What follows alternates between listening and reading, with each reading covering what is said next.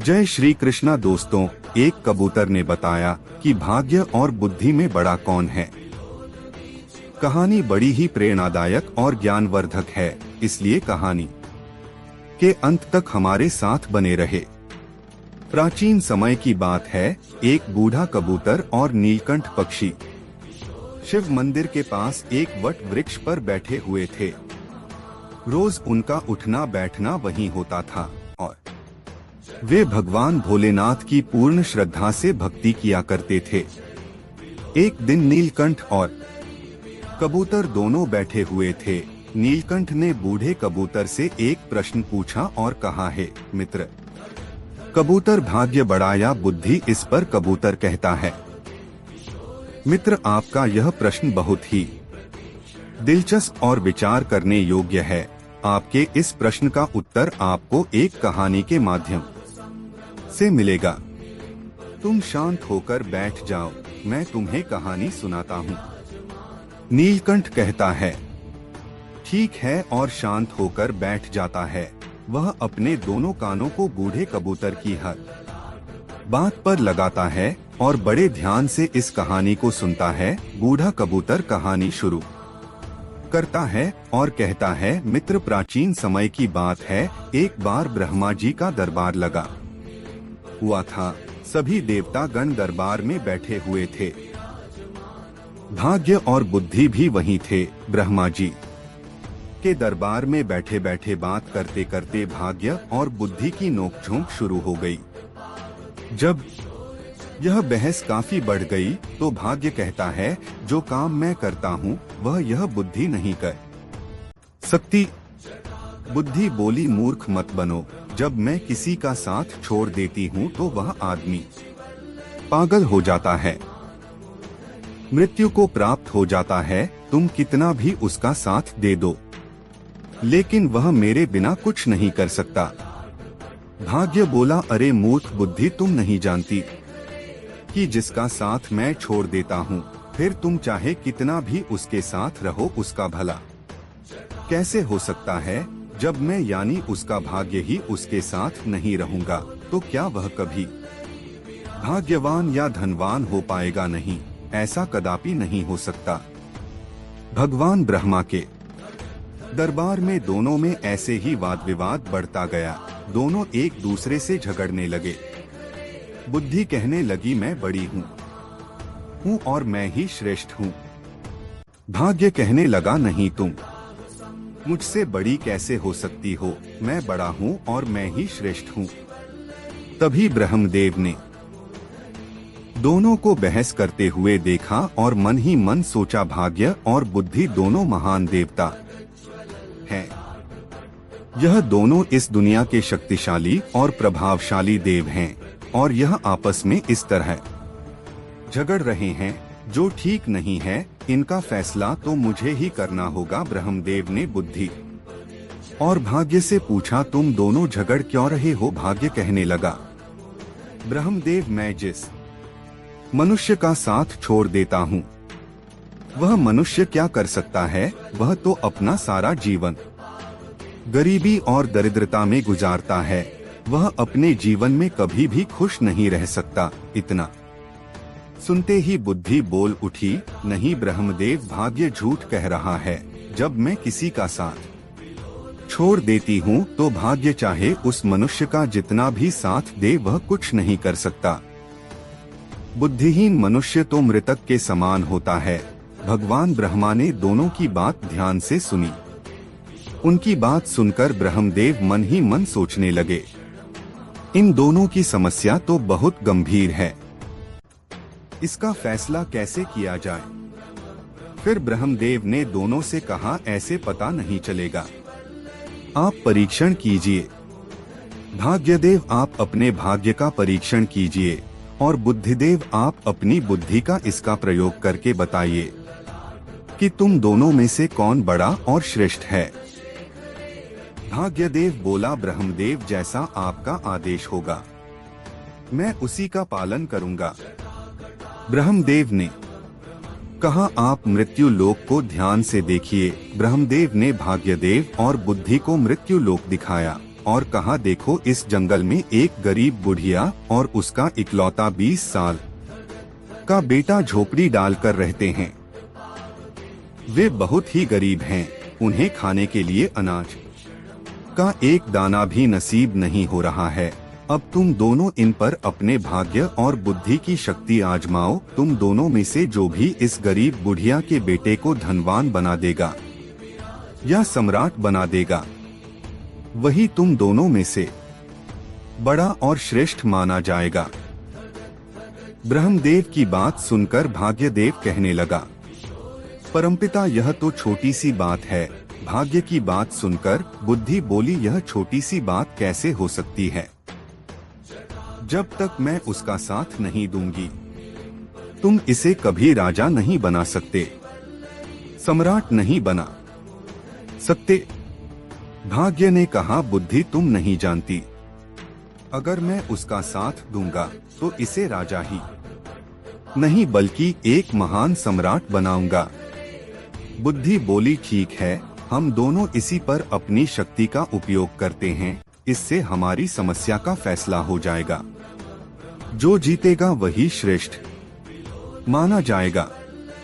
इसके बाद भाग्य ब्रह्मदेव से कहने लगा, ब्रह्मदेव पहले मुझे अपनी श्रेष्ठता सिद्ध करने की अनुमति दीजिए। मुझे यहाँ से जाने और इस लड़के को सम्राट बनाने की आज्ञा दीजिए। ब्रह्मा जी कहते हैं, ठीक है। ब्रह्मदेव के कहते ही बुद्धि ने ब्रह्मदेव से कहा, ब्रह्मदेव मैं इस लड़के का साथ छोड़कर आ रही हूँ। उसकी बात सुनकर भाग्य ने कहा, ठीक है, तुम अभी उसका साथ छोड़ दो और ब्रह्मलोक में आ जाओ। बुद्धि भाग्य से कहने लगी, भाग्य ध्यान रखना, कहीं ऐसा ना हो कि तुम इसे सम्राट बनाने के चक्कर में मार ही दो। यह व्यक्ति मरना नहीं चाहिए। भाग्य कहने लगा, बुद्धि तुम यह सब दूर से देखती रहो, आज तुम्हारी हार निश्चित है, क्योंकि मैं ही तुमसे ज्यादा शक्तिशाली और बलवान हूँ। बुद्धि बोली, ठीक है, मैं अभी इसी समय इस लड़के का साथ छोड़ रही हूँ। ऐसा कहकर बुद्धि ने उसका साथ छोड़ दिया। बुद्धि के साथ छोड़ते ही वह लड़का अपनी शुद्ध बुद्धि खो बैठा, एक निर्गुणी बनकर रह गया, पागल और मूर्ख बन गया। अब भाग्य अपना काम करना शुरू करता है। वह देखता है कि उस व्यक्ति के पास कुछ नहीं है, एक घास फूस की बनी हुई झोपड़ी है और केवल 3 बकरियां बंधी हुई हैं। लड़का उन बकरियों के खाने के लिए पेड़ पौधों की पत्तियां काट कर लाता है और उन्हें चराता है। वह पूरा दिन इसी में गुजार देते हैं। उसकी स्थिति देखकर भाग्य सोचता है, ना इसके पास पहनने के लिए अच्छे वस्त्र हैं, ना ही पैरों में पहनने के लिए जूते। अब मैं इसका साथ दे रहा हूँ और इसे राजा बनाकर रहूंगा। भाग्य ने पासा पलटा। जिस रास्ते से वह चरवाहा निकल रहा था, उसी रास्ते में भाग्य ने एक सुंदर सोने के जूतों की जोड़ी रख दी। लड़के का ध्यान उन जूतों पर गया, पर वह उन्हें पहचान नहीं पाया कि यह सोने के जूते हैं। उसे तो बस पैरों में पहनने के लिए जूते चाहिए थे, इसलिए उसने वे सोने के जूते पहन लिए और सोचने लगा, चलो जूते तो मिल गए, इससे मेरा बहुत समय का काम चल जाएगा। अब जंगल से चारा लाते और बकरियों को चराते समय मेरे पैरों में कांटे नहीं लगेंगे। उन जूतों को पहनकर प्रतिदिन उसकी यही दिनचर्या चलती रही। वह जंगल में बकरियों को चराने जाता है और जंगल से पेड़ पौधों की पत्तियां काट कर लाता और बकरियों को चराता रहता था। उसकी माता की बुद्धि भी समाप्त हो गई थी, क्योंकि बुद्धि उसे भी छोड़कर चली गई थी। भाग्य ने तो उस चरवाहे का खूब साथ दिया, लेकिन उसके जीवन में कोई बदलाव नहीं आया। भाग्य सोचने लगा कि मैंने तो इसे सम्राट बनाने का संकल्प लिया है, परंतु यह तो मुझे मूर्ख या पागल दिखाई देता है। इसका व्यवहार तो पागलों और मूर्खों की तरह हो गया है।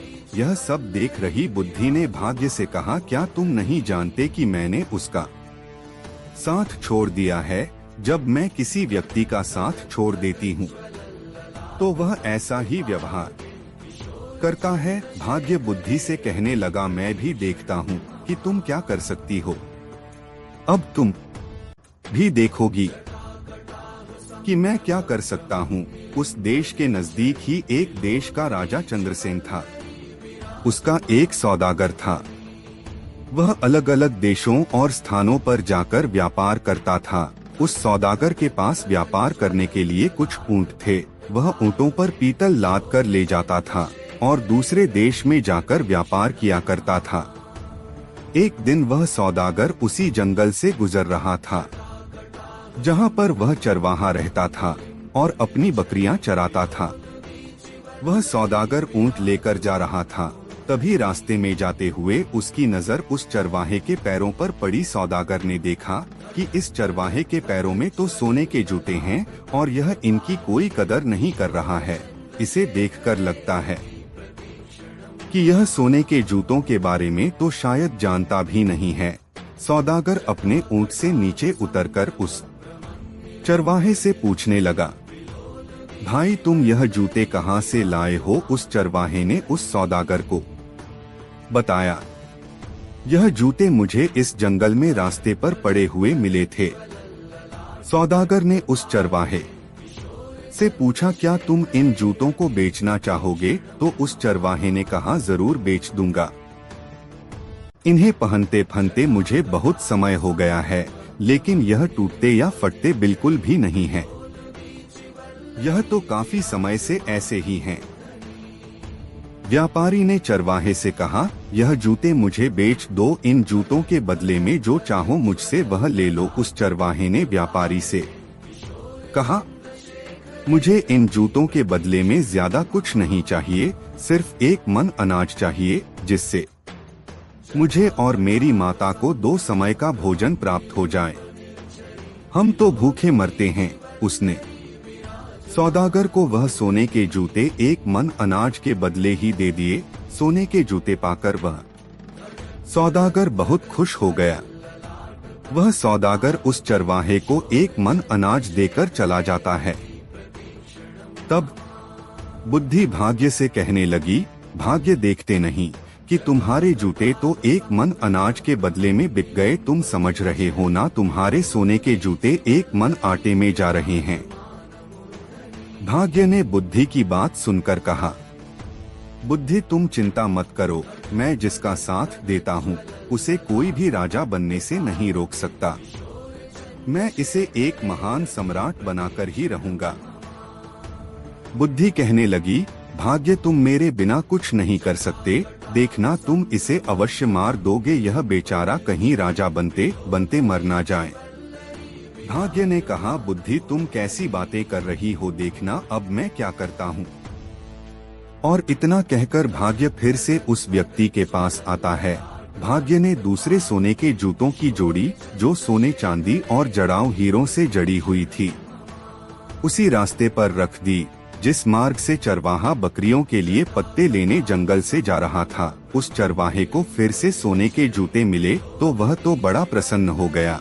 उधर सौदागर पहले वाले सोने के जूते पाकर बहुत खुश था। चलते चलते वह सोचने लगा, क्यों ना मैं इन्हें अपने राजा को भेंट करूं, ताकि महाराज प्रसन्न होकर मुझे कुछ इनाम दें। यह सोचकर वह सौदागर सोने के जूतों को लेकर महाराज चंद्रसेन के महल में गया। राज दरबार में जाकर उसने वह सोने के जूते राजा को दे दिए और कहने लगा, महाराज यह स्वर्ण जूते में खास तौर पर आपके लिए लेकर आया हूँ। यह जूते अद्भुत हैं। ऐसे जूते तो हमारे महाराज के पास होने चाहिए थे।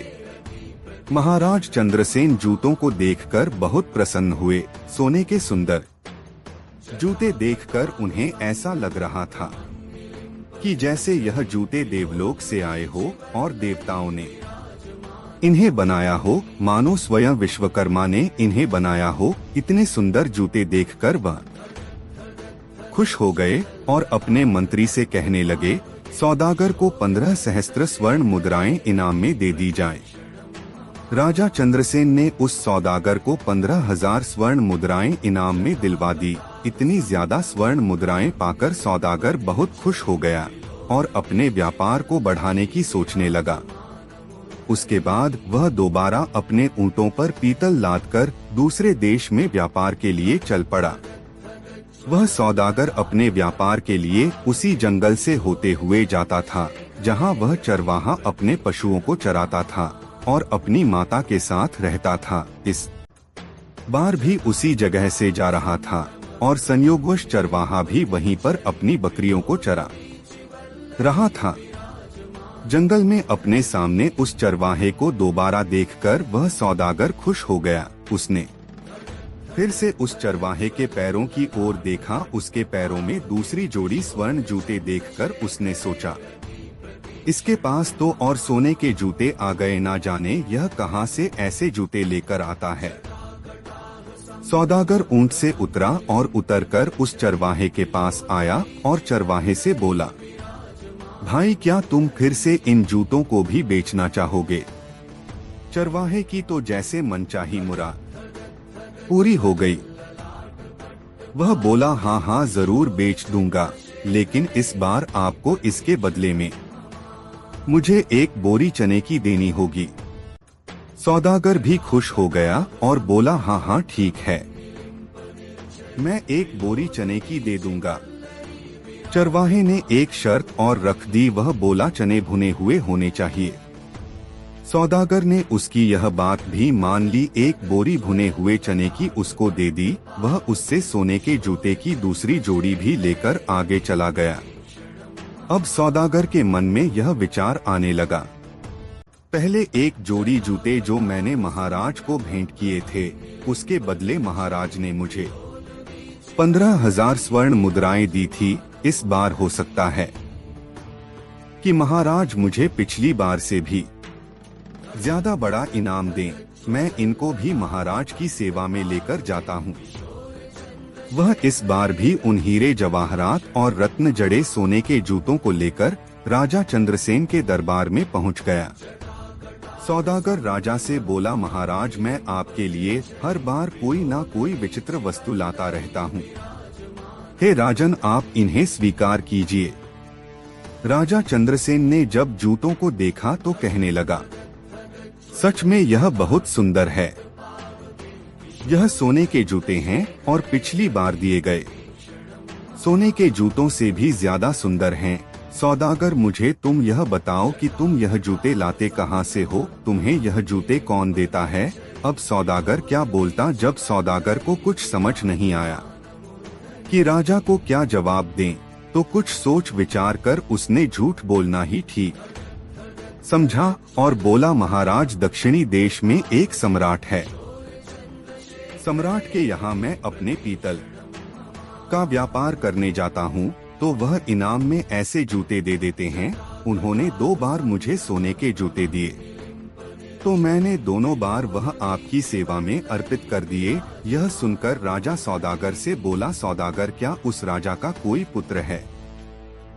सौदागर ने फिर झूठ बोल दिया। उसने कहा, नहीं महाराज, अभी तो वह सम्राट खुद ही कुंवारा है, उनका विवाह नहीं हुआ है। यह सुनकर राजा चंद्रसेन बोले, ठीक है सौदागर, हमारी पुत्री बहुत सुंदर है। तुम अपने उस सम्राट से जाकर मिलो और उनसे पूछो कि हम अपनी पुत्री का विवाह उससे करना चाहते हैं, क्या उन्हें मंजूर है? राजा की बात सुनकर सौदागर सोचने लगा, अब तो मैं फंस गया। मैं तो यह जूते किसी राजा से नहीं लाता बल्कि एक चरवाहे से लेकर आता हूँ। लेकिन अब तो मैं झूठ बोल चुका हूँ। अब मेरा क्या होगा? मैं तो अपने ही बोले हुए झूठ में फंस चुका हूँ। राजा ने सौदागर को आदेश दिया, सौदागर उस राजा के पास जाओ और किसी भी तरह उन्हें तैयार करके आओ कि वह हमारी पुत्री से विवाह करें। अब तो सौदागर और चिंता में पड़ गया। वह राज दरबार से वापस आ गया। अपने घर जाकर उसने दोबारा अपने ऊंटों पर पीतल लादा और व्यापार करने चल पड़ा। जब वह दोबारा जंगल में पहुंचा तो सोचने लगा, अगर मुझे यहाँ वह चरवाहा नहीं मिलता तो मुझे सोने के जूते नहीं मिलते और वे जूते मैं राजा को नहीं देता। आखिरकार झूठ बोलकर मैं राजा के क्रोध का शिकार नहीं बनता। इस चरवाहे ने मुझे भी राजा के क्रोध का शिकार बना दिया। यदि चरवाहा मुझे ना मिलता तो मैं इस धर्म संकट में नहीं फंसता। इस चरवाहे ने तो मुझे बुरी तरह फंसा दिया है। सोचते सोचते ही सौदागर उस चरवाहे की झोपड़ी पर जा पहुंचा। चरवाहा अपनी झोपड़ी पर सौदागर को आया देखकर बहुत खुश हो गया, क्योंकि वही सौदागर उसके खाने पीने की व्यवस्था करता था। कभी उसे अनाज देता था, कभी चने। उसका गुजारा जूते बेचकर इसी सौदागर से पूरा होता था। इसलिए चरवाहा उससे बहुत खुश था। वह बोला, सौदागर आइए, आपका स्वागत है। सौदागर वहीं उसके घर पर ही रुक गया। उसने अपने ऊंटों से पीतल उतारकर एक तरफ रख दिया और फिर चरवाहे से बातें करने लग पड़ा। इस समय भाग्य उस चरवाहे का साथ दे रहा था। बातें करते करते चरवाहा पीतल के बोरे पर बैठ गया। जैसे ही वह बैठा तो सभी बोरों में भरा हुआ पीतल सोने में बदल गया।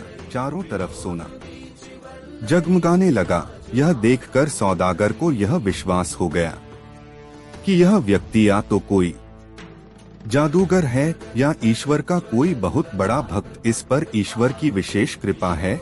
अब सौदागर अपने बोले हुए झूठ के जाल में और फंसता जा रहा था। उसके मन में विचार आया, मेरे पास धन की कमी नहीं है। मैं ऐसा करता हूँ कि इस चरवाहे को ही राजा बना देता हूँ, सम्राट घोषित कर देता हूँ। मेरे पास तो धन और सोने की कोई कमी नहीं है। मैं इसके लिए यहाँ जंगल में बहुत बड़ा किला बनवा देता हूँ, दुर्ग बना देता हूँ। उस दुर्ग का मालिक इसे बना दूंगा और मैं उसका मंत्री बन जाऊंगा। यहाँ के जो जागीरदार हैं उनसे बहुत सारी जमीन खरीद लूंगा। इस महीने के 2 महीने बाद राजा के पास जाऊंगा और बता दूंगा यही सम्राट है। अब सौदागर षड्यंत्र रचने लगा। भाग्य बुद्धि से कहने लगा, बुद्धि तुम देखती जाओ कि मैं क्या करता हूँ। देखना यही सौदागर अब चरवाहे को सम्राट बनाएगा। बुद्धि ने फिर से भाग्य से कहा, कहीं ऐसा ना हो कि राजा बनते बनते यह मर ही जाए, क्योंकि इस समय इसके पास बुद्धि नहीं है। जब यह बात भाग्य ने सुनी तो बोला, बुद्धि तुम इतना घमंड मत करो, तुम अपना ज्यादा दिमाग मत लगाओ, यह सम्राट अवश्य बनेगा। दूसरी ओर सौदागर चरवाहे से कहने लगा, चरवाहे मैं तुम्हें यहाँ का सम्राट बना देता हूँ, तुम्हारे रहने के लिए एक बड़ा महल भी बनवाऊंगा। सौदागर में बुद्धि थी क्योंकि उसका साथ बुद्धि दे रही थी, लेकिन बुद्धि ने चरवाहे और उसकी माता का साथ छोड़ दिया था। चरवाहा सौदागर से बोला, भाई ठीक है, तुम्हें जो ठीक लगे वह करो, लेकिन एक बात है, मेरी इन बकरियों को मत छोड़ना। मैं इन बकरियों को हमेशा अपने पास ही रखूंगा। चरवाहे में बुद्धि तो थी नहीं। उसकी बात सुनकर सौदागर सोचने लगा, यह व्यक्ति कितना बड़ा मूर्ख है। मैं इसे राजा बना रहा हूँ और इसे बकरियों की पड़ी है। यह कैसी बातें कर रहा है। फिर भी सौदागर बोला, ठीक है। सौदागर को मन ही मन राजा का डर सता रहा था। राजा ने उसे कहा था कि तुम्हें उस सम्राट से पूछ कर आना है और मेरी लड़की का विवाह उसके साथ करवाना है। इसलिए उस चरवाहे को सम्राट बनाने के चक्कर में सौदागर ने चरवाहे की बात पर ध्यान नहीं दिया। उसने किले की नींव डलवा दी और निर्माण शुरू करवा दिया। जल्दी ही उसने एक बहुत बड़ा सुंदर और शानदार महल चरवाहे के लिए तैयार करवा दिया। सौदागर ने आसपास के सभी जागीरदारों से जमीन खरीद ली और चरवाहे के लिए एक सेना भी बनानी शुरू कर दी। नौकर चाकर दास दासियां रखी। यह सब देखकर वह बुद्धिहीन चरवाहा मन ही मन सोचने लगा, ना जाने यह सौदागर कहां से आ गया। इसने तो हमारी जिंदगी खराब कर दी। अब तो मुझे अपनी बकरियों को चराने के लिए भी समय नहीं मिलता है। यह हमेशा बातें करने में लगा रहता है। चरवाहे का तो अब भी वही हाल था।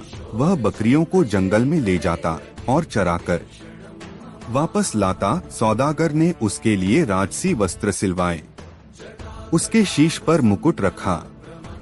लेकिन चरवाहे ने अपना स्वभाव नहीं बदला। वह सौदागर से कहने लगा, तुम्हें जो भी ठीक लगे वह करो, परंतु मेरी बकरियां कहीं नहीं जानी चाहिए। अगर मेरी बकरियां चली गई तो मैं तुम्हें जीवित नहीं छोड़ूंगा। तुमने इतनी भीड़ इकट्ठा कर ली है, हमारा जीवन खराब कर दिया है। सौदागर कहने लगा, अरे चरवाहे, मैंने तो तुम्हें राजा बना दिया है, मैं तुम्हारा मंत्री बनूंगा। लेकिन उस चरवाहे की समझ में यह सब कुछ नहीं आ रहा था। दोस्तों, अब भाग्य बुद्धि से कहने लगा, बुद्धि देखो, मैंने इस चरवाहे को राजा बना दिया है।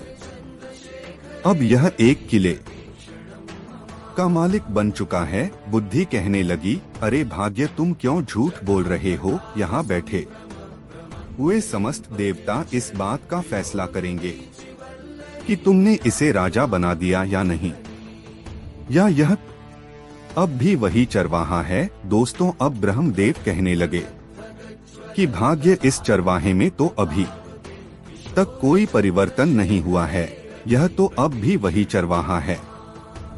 अभी तुम जीते नहीं हो अब तो। बुद्धि बोलने लगी कि ब्रह्मदेव, ऐसा होगा ही नहीं, क्योंकि जब तक मैं चरवाहे का साथ नहीं दूंगी तब तक चरवाहा राजा तो बनेगा ही नहीं, बल्कि उसके प्राण भी संकट में आ जाएंगे। यह मूर्खता करेगा और मारा जाएगा। परंतु भाग्य बोला, बुद्धि, मैं उसका साथ दूंगा तो तुम कुछ नहीं कर सकोगी, तुम बैठी रहो और तमाशा देखती रहो। भाग्य फिर उस चरवाहे के पास आ जाता है। सौदागर ने क्या किया, उसने जो उस चरवाहे की 3 बकरियां थी उन्हें भी किसी बकरियां खरीदने वाले को बेच दिया। जैसे ही उस चरवाहे को अपनी बकरियों के बिकने का पता चला तो वह जोर जोर से चिल्लाने लगा, रोने लगा। जब उसके सैनिकों ने, दरबारियों ने और अन्य लोगों ने देखा कि राजा तो ऐसा कर रहा है तो उन्हें लगा कि शायद राजा पागल हो गया है। अब सौदागर ने उस चरवाहे को समझाया कि तुम ऐसा क्यों कर रहे हो, तुम ऐसी मूर्खता क्यों कर रहे हो? यह तो 3 बकरियां थी, मैं तुम्हें ऐसी बहुत सी बकरियां दिलवा दूंगा। सौदागर की यह बात सुनकर चरवाहा मान जाता है और वह चरवाहा सौदागर के पीछे पड़ गया कि चलिए, मुझे आज ही बकरियां खरीद कर दीजिए। सौदागर उस चरवाहे से कहने लगा, देखो भाई, अब तुम सम्राट बन गए हो, राजा बन गए हो, तुम ऐसी छोटी छोटी बातें क्यों करते हो? बच्चों जैसी बातें मत करो, मैं तो तुम्हारा विवाह करवाऊंगा। अपनी माता से पूछो, हमारे यहाँ के राजा चंद्रसेन, उनकी पुत्री बहुत ही सुंदर है, उनसे तुम्हारी शादी करवाऊंगा। लेकिन चरवाहे में तो बुद्धि ही नहीं थी। वह सौदागर से कहने लगा, तुम मेरा क्या विवाह करवाओगे? और उसकी माता भी कहने लगी, अब विवाह से क्या होगा, हमारी जिंदगी को तो तूने खराब कर ही दिया है। तुमने हमें इतनी भीड़ भाड़ में लाकर पटक दिया है। कहाँ हम इतनी शांति से रहते थे, अपनी बकरियां चराते थे और अपनी झोपड़ी में मजे से रहते थे।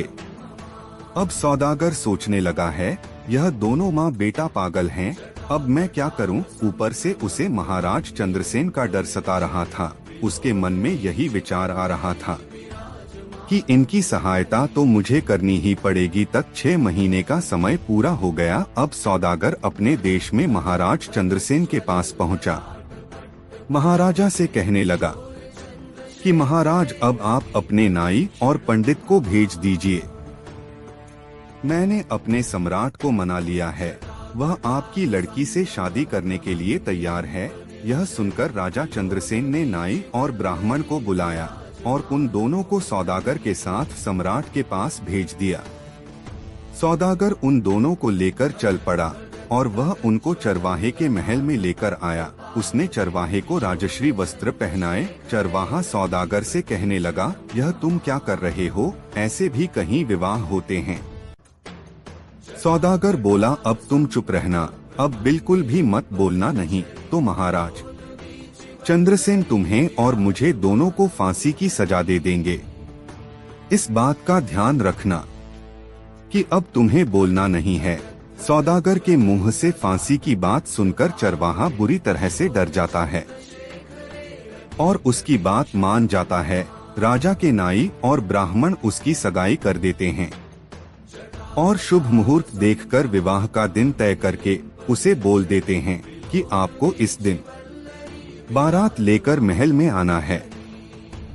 इसके बाद नाई और ब्राह्मण वापस अपने देश को लौट जाते हैं। उनके महल में पहुंचने के बाद राजा ने उनसे पूछा कि सम्राट कैसा है। नाई और ब्राह्मण बोले, महाराज उसके पास तो किसी चीज की कमी नहीं है, बहुत सारा सोना है, खजाने भरे पड़े हैं, वह तो बहुत ही महान राजा दिखाई पड़ता है। बात सुनकर राजा चंद्रसेन भी बड़े प्रसन्न हुए। अब तो राजा चंद्रसेन ने भी शादी की तैयारी शुरू कर दी। धीरे धीरे समय बीतता गया और विवाह का शुभ दिन नजदीक आ पहुंचा। विवाह के दिन सौदागर ने चरवाहे को खूब सजाया, दूल्हा बनाया और एक सुंदर रथ में बिठाकर उसकी बारात लेकर चल पड़ा। इधर सौदागर चरवाहे को शादी के लिए लेकर जा रहा था। उधर भाग्य बुद्धि से कहने लगा, देखो बुद्धि, अब मैं चरवाहे का विवाह भी राजा की पुत्री से करवा रहा हूँ। बुद्धि मुस्कुराकर बोली, भाग्य बस देखते जाओ, तुमने अभी इसकी मृत्यु का षड्यंत्र रच दिया है। तुम्हें भी पछतावा होगा कि तुमने यह क्या कर दिया है। यह चरवाहा भी तुम्हारे जाल में फंस चुका है। तुम तो इसे राजा बनाने की बात कर रहे हो, देखते जाओ, तुम्हारे कारण अब यह चरवाहा अपने प्राण खो देगा। भाग्य बोला, बुद्धि, जब मैं उसका साथ दे रहा हूँ तो तुम क्यों परेशान हो रही हो, बस तुम देखती रहो कि मैं क्या करता हूँ। कुछ दिन का सफर तय करने के बाद चरवाहे की बारात राजा चंद्रसेन के यहाँ पहुँच जाती है।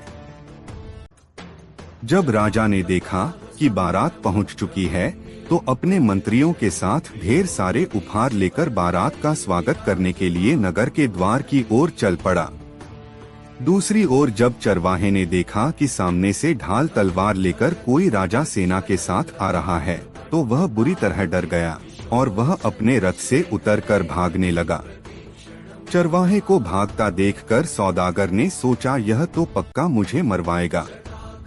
सौदागर भी रथ से उतरकर पकड़ने के लिए उसके पीछे भागता है और उसे पकड़ लेता है।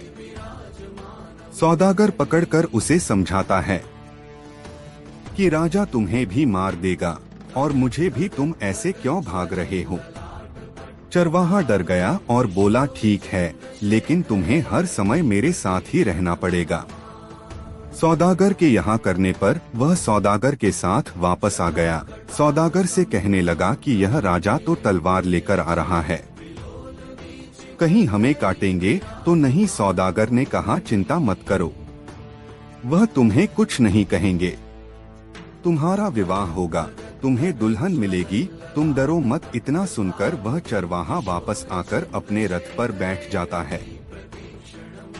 राजा ने देखा चरवाहा बना राजा देखने में तो बहुत सुंदर था। उसने बारात का स्वागत किया। अपने कहे अनुसार सौदागर हर जगह उसके साथ साथ जा रहा था। जब मंडप में जाने का समय हुआ तो सौदागर धर्म संकट में फंस गया कि वहाँ भी उसे साथ ही जाना पड़ रहा था। वह मंडप में पीछे बैठ गया। राजा चंद्रसेन कहने लगा, सौदागर, तुम इसके साथ साथ क्यों रहते हो। तो सौदागर बोला, महाराज, मैं इनका मंत्री हूँ, इन्होंने मुझे अपना मंत्री बनाया है। राजा ने अपनी पुत्री का विवाह उस चरवाहे के साथ कर दिया। इस तरह राजा ने निश्चित दिन अपनी पुत्री का विवाह उस चरवाहे से कर दिया। शादी हो जाने के बाद राजा ने दामाद को महल का ही एक भाग दे दिया। राजा का कोई पुत्र नहीं था तथा वह दामाद को अपने पास ही रखना चाहता था ताकि राज सिंहासन बाद में उसे सौंप सके। अब सौदागर को रहने के लिए अलग स्थान दे दिया गया। सौदागर मन ही मन घबरा रहा था कि कहीं चरवाहा भेद ना खोल दे। चरवाहा बहुत प्रसन्न था। यह देखकर बुद्धि मुस्कुराई तो भाग्य बोला, देखती रहो, मैंने इसका विवाह राजा की पुत्री के साथ करवा दिया है। अब यह चरवाहा सम्राट बनने ही वाला है। भाग्य की यह बात सुनकर बुद्धि कहने लगी, अरे भाग्य, तुम क्यों बेवकूफ बन रहे हो? तुम जानते हो कि उसे कुछ पता ही नहीं है कि राजा क्या होता है, विवाह क्या होता है, वह तो कुछ जानता ही नहीं है। उसकी तो मृत्यु निकट आ गई है, वह तो मरने वाला है। भाग्य कहता है, यह तुम क्या कह रही हो?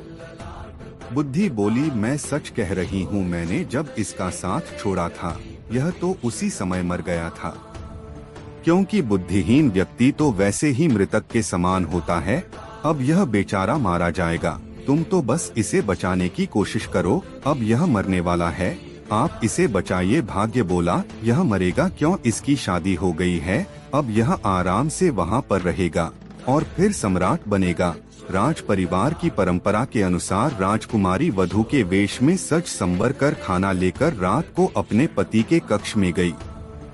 चरवाहे ने इतनी सुंदरता से सजी और आभूषणों से लदी कन्या सपनों में भी नहीं देखी थी। वह डर गया। उस बुद्धिहीन चरवाहे को बचपन में अपनी दादी की सुनाई हुई कहानी याद आ गई, जिसमें एक राक्षसी सुंदरी का भेष बनाकर गहनों से सजी धजी एक पुरुष को खा जाती है।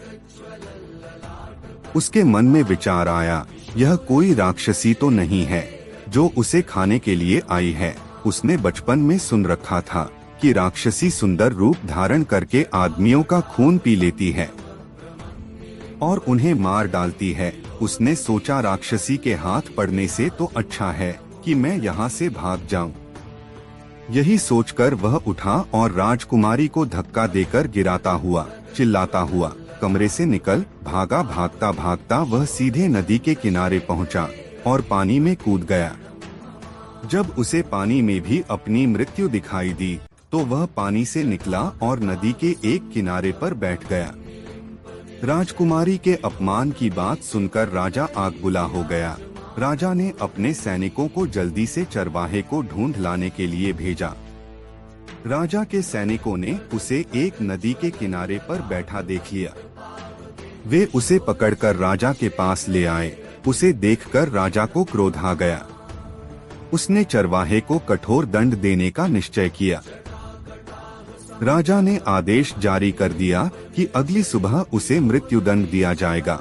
इसे कारागार में डाल दो। यह सब भाग्य अपनी आंखों से देखते हुए अपना माथा ठोक रहे थे और सोच रहे थे, यह तो बिल्कुल मूर्ख निकला। मूर्ख ने मेरी सारी योजना ही चौपट कर दी। तभी बुद्धि मुस्कुराते हुए उनके पास आई। बुद्धि ने भाग्य से कहा, आखिर तुम हार ही गए। देख लिया तुमने, तुम्हारे लाख राजा बनाने से भी वह राजा बन ना सका।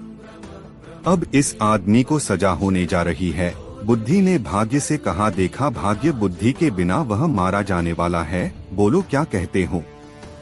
निराश होकर भाग्य बोला, अगर तुम इस आदमी को बचा लो तो मैं हार मान लूंगा। बुद्धि ने हंसकर कहा, तो ठीक है, अब मेरा कमाल देखो देखो मैं इसे कैसे बचाती हूँ। इतना कहकर बुद्धि ने चरवाहे में प्रवेश किया। जैसे ही बुद्धि ने चरवाहे में प्रवेश किया, चरवाहा अपने बचाव की नई नई तरकीबें सोचने लगा। दूसरे दिन जब चरवाहे को मृत्युदंड के लिए राजा के सामने पेश किया गया तो चरवाहा बोला, महाराज आप मेरे ससुर हैं, क्या मैं आपसे पूछ सकता हूँ कि आप किस अपराध में मुझे मृत्युदंड देने चले हैं? राजा बोला, तुमने मेरी पुत्री का तिरस्कार करके मेरा घोर अपमान किया है, इसका तुम्हें दंड दिया जाएगा। तब चरवाहा बोला, राजन मेरे कुल में मान्यता है कि विवाह के पश्चात पहली रात को यदि वर वधू की जानकारी में कोई व्यक्ति नदी में डूब मरे तो वधू विधवा हो जाती है या संतानहीन रह जाती है। जब आपकी पुत्री कमरे में आई तभी नदी की ओर से बचाओ बचाओ चिल्लाने की आवाज मेरे कानों में पड़ी। मैं अपने आप को रोक ना सका और तुरंत उठकर डूबने वाले को बचाने के लिए नदी पर चला गया था। अगर यह मेरा दोष है तो आप मुझे अवश्य दंड दें। चरवाहे की बात सुनकर राजा बहुत प्रसन्न हुआ और उठकर चरवाहे को गले से लगा लिया। वह बोला, हमारे बाद तुम ही इस देश के राजा बनोगे पिता। पुत्री ने लज्जित होकर अपने असभ्य व्यवहार के लिए माफी मांगी और फिर तीनों खुशी खुशी महल के अंदर चले गए। उधर ब्रह्मा के दरबार में बुद्धि और भाग्य का फैसला हो चुका था। समस्त देवता बुद्धि की जय जयकार करने में लगे थे। वे कहने लगे, भाग्य तुम कुछ नहीं कर सकते, जिसका साथ बुद्धि नहीं देगी वह कुछ नहीं कर सकता। बुद्धि ने मुस्कुराकर भाग्य की ओर देखा। भाग्य ने हंसकर कहा, मैं अपनी हार मानता हूँ, तुम वास्तव में मुझसे बड़ी हो। साथियों, इस तरह नीलकंठ को भी अपने प्रश्न का उत्तर मिल चुका था और उसके बाद बूढ़ा कबूतर और नीलकंठ भोजन की तलाश में जंगल की ओर निकल गए।